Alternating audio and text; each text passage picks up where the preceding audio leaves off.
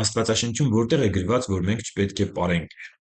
Իսկ լավ կլիներ ոչ թե ինձ հարցնեիք, այլ հարցնեիք այն մարդկանց, ովքեր որ ասում են, որ մենք չպետք է պարենք։ Աստվածաշնչում ոչ մի տեղ գրած չի, որ մենք չպետք է պարենք։ Կան եկեղեցիներ, որոնք ասում են, որ պարելը մեղք է, եւ հիմնավորումը չեն կարող տալ Աստվածաշնչից, այսինքն չեն կարող բացել մի տեղ, որտեղ գրված լինի մի պարեք 11-րդ պատվիրանը, չկա այդպիսի տեղ Աստվածաշնչում։ Այնպես չի, որ ես կողմնակից եմ բոլոր պարերին, որովհետև պարեր կան, որ անպարկեշտ պարեր են, պարեր կան, որոնց երաժշտությունը հակա աստվածային երաժշտություն, բայց ասել, որ պարը մեղք է, այդպիսի բան չկա, չի կարող լինել։ Մենք տեսնում ենք պարը Աստվածաշնչում, տեսնում ենք, որ պարը որպես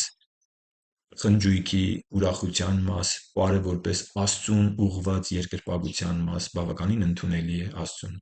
Աստվածաշնչում կան պարեր, որոնք հեթանոսական պարեր էին, որոնք ընդունելի չէին։ Օրինակ, Մովսեսի ժամանակներում, երբ որ այդ ոսկե հորդը սարքեցին, իրանք ծիսական պարեր էին պարում, որոնք ընդունելի չէին։ Եվ ասել, թե պարը մեղք է եւ պարը սխալ է, ճիշտ չի, բայց մարդը պիտի պարկեշտության մեջ մնա եւ գայթակղություն չլինի իր շրջապատի համար։ Եվ այո, կան պարեր, որոնք մեղք են, կան պարեր, որոնք ոչ միայն մեղք չեն, այլ նաև երկրպագություն են Աստծուն։ Սա գրված է Աստվածաշնչում, օրինակ Դավիթը տապանակի առաջ պարում էր, եւ դա երկրպագության միջոց էր։ Բայց ոչ միայն Դավիթը, այլ խնջույքների ժամանակ, տոների ժամանակ ժողովուրդը հավաքվում էր եւ երգում էին, եւ պարում էին,